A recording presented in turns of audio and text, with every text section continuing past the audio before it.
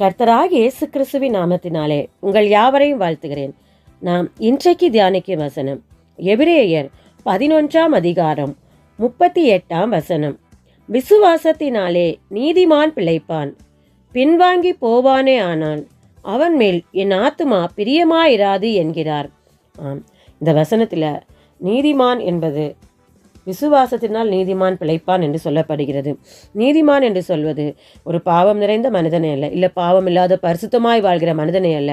கர்த்தருடைய பிள்ளைகளாகிய நம்மை பார்த்துதான் வசனம் சொல்கிறது நீதிமான் என்று.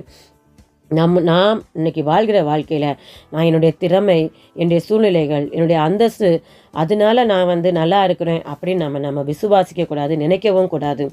இல்லை, எல்லாமே கர்த்தருடைய கிருபை, கர்த்தர் கொடுத்தது அப்படி என்று நாம் விசுவாசிக்கும் போது கர்த்தர் நம்மை ஒவ்வொரு நாளும் பிழைக்க செய்வார், வாழ வைப்பார். விசுவாசம் என்பது என்ன?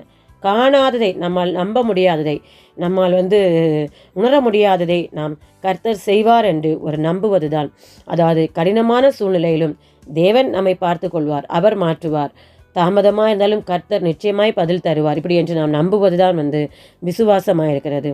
பின்வாங்கி போகிறது நம்மை கர்த்தரை விட்டு பிரிந்து போக பண்ணும். அதாவது விசுவாசம் என்னும் பயிரில் அவிவிசுவாசம் என்னும் கலையை சாத்தான் விதைக்கிறதை நாம் என்ன பண்ணணும்னா பிடுங்கி எறியும் போது நம்முடைய விசுவாசம் இன்னும் வர்த்திக்க பண்ணப்படும். அதனால நம்முடைய விசுவாசத்தை கெடுத்து போடாதபடிக்கு நாம் ஜாக்கிரதை உள்ள பிள்ளைகளாக இருக்க வேண்டும். அதற்கு என்னன்னா, கர்த்தர் மேல் உள்ள நம்பிக்கையை நாம் இழந்து போகக்கூடாது, தேவனை விட்டு விலகக்கூடாது. சோதனை நேரம் வந்தாலும் கர்த்தரையே சார்ந்திருக்கும் போது, பல நேரங்களில் பிரச்சனைகள் வரும்போது நாம் சோர்ந்து போவோம், பின்வாங்க விரும்புகிறோம். நம்முடைய ஜெபம் கேட்கப்படாதது போல நமக்கு தோணும், நமக்கு தேவன் பதிலே தராது மாதிரி இருக்கும், கர்த்தர் இருக்கிறாரா இல்லையா என்கிற சந்தேகம் கூட நமக்கு வரும். ஆனால் அந்த நேரத்திலும் நாம் கர்த்தரை நம்பி, நீர் ஒருவரே உண்மையான தேவன், நீரே எல்லாவற்றையும் பார்த்து கொள்ள அவரை நம்பி இருக்கும்போது நாம் வாழ்க்கை பிழைப்போம்.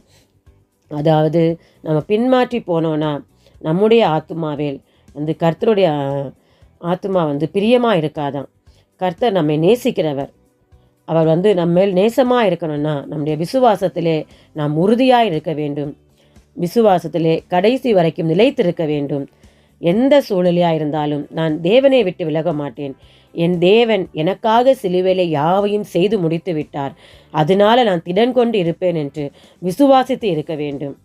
இன்றைக்கு நம்முடைய வாழ்க்கையில் எந்த பிரச்சனை வந்தாலும் நம்முடைய விசுவாசத்தை விடாமலும், தாமதமாக ஜெபத்திற்கு பதில் வந்தாலும் கர்த்தருக்கு காத்திருக்க பழகும் போதும், நமக்கு தோல்வி வந்தாலும் சாத்ராக், மேஷாக், ஆபேத்நேகோ சொன்னது போல, நாங்கள் எங்கள் தேவன் தப்புவித்தாலும் தப்புவிக்காமற் போனாலும் நாங்கள் எங்கள் தேவனையே சார்ந்திருப்போம், உம்முடைய சிலையை வணங்க மாட்டோம் என்று சொன்னது போல, நம்முடைய விசுவாசத்தை நாம் காத்து கொள்ளும்போது நாம் பிழைக்கும்படியாய் கர்த்தர் நம்மளை ஒத்தாசையாயிருந்து வழிநடத்துவார்.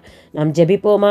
அன்பின் பரலோக பிதாவே, உம்மை நன்றியோடு துதிக்கிறோம், சோத்தரிக்கிறோம் தகப்பனே. இந்த நாளிலும் தகப்பனே, விசுவாசத்தினால் நீதிமான் பிழைப்பான் என்று சொன்ன வார்த்தையின்படி ராஜா, எங்களுடைய எந்த சூழ்நிலையாக இருந்தாலும் தகப்பனே, நாங்கள் விசுவாசத்தோடு நிற்க நீங்கள் எங்களுக்கு உதவி செய்யும்படியாய் ஜெபிக்கிறோம். அப்பா, இந்த உலகத்தில் எங்களுக்கு துணை வேண்டும் தகப்பனே. உலகத்தில் உள்ள அநேக காரியங்களை ஜெயிக்கும்படியாய் அப்பா, நாங்கள் சமாதானத்தோடு இருக்கும்படியாய் ராஜா, எல்லாவற்றையும் மேற்கொள்ளும்படியாய் விசுவாசத்திலே என் தேவனே ராஜா, நாங்கள் நிலைத்திருக்க உடைய கிருபையும் உடைய இரக்கமும் தயவும் வேண்டும்படியாய் நாங்கள் ஜெபிக்கிறோம். எங்களுக்கு உதவி செய்யும்படியாய் ஜெபிக்கிறோம். அப்படியே உடைய நாமத்தை மகிமைப்படுத்துகிறோம் என்று நம்புகிறோம். எங்களை தாழ்த்தி வறுமையாக்குகிறோம். கர்த்தர் ஆகிய இயேசு கிறிஸ்துவின் நாமத்தில் ஜெபிக்கிறோம் நல்ல பிதாவே, ஆமேன். கர்த்தர் உங்களை ஆசீர்வதிப்பாராக.